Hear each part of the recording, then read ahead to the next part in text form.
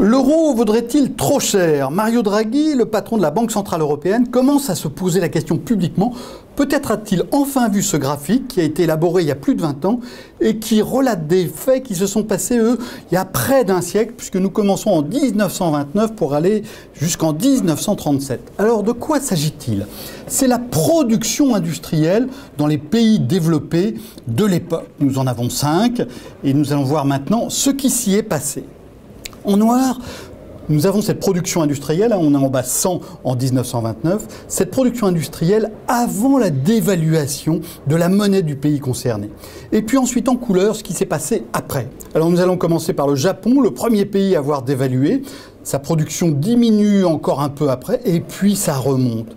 Ensuite, le Royaume-Uni, premier pays européen à dévaluer, même mécanique, ça baisse encore un peu, mais ensuite ça repart de manière constante. Les États-Unis, l'Allemagne font de même en 1933. Il y a un pays qui résiste encore et toujours, c'est la France, et sa production industrielle elle aussi elle résiste, vous voyez, elle stagne. La dévaluation se produit très tard. Dans la crise que nous venons de vivre, que s'est-il passé ? Eh bien, le premier pays dont la monnaie a dévissé, c'est, figurez-vous, le Royaume-Uni. Et son économie aujourd'hui ne va pas si mal, elle va même plutôt bien.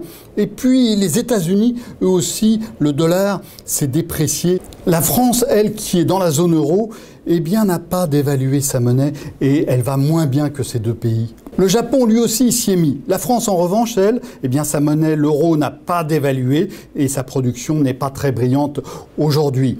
Alors, faut-il dévaluer pour sortir de la crise? Ce n'est pas si simple.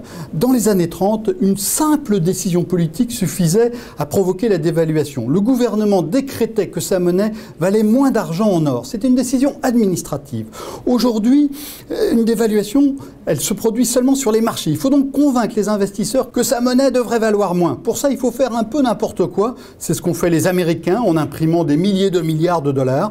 Les Britanniques l'ont fait avec la livre sterling. Et puis plus récemment, les Japonais s'y sont mis avec beaucoup d'efficacité. Mais c'est une opération qui est assez complexe, qui demande du temps, de la maîtrise et de la volonté. Il y a une deuxième difficulté.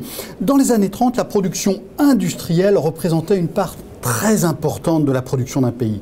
Aujourd'hui, elle représente 10 à 20%. Et une baisse de la monnaie, ça fait repartir beaucoup moins efficacement la production de services qui constitue désormais l'essentiel de la production. Deux bémols donc, mais malgré ces deux bémols, il n'y a pas de doute. Aujourd'hui, une dévaluation, ça ne ferait pas de mal.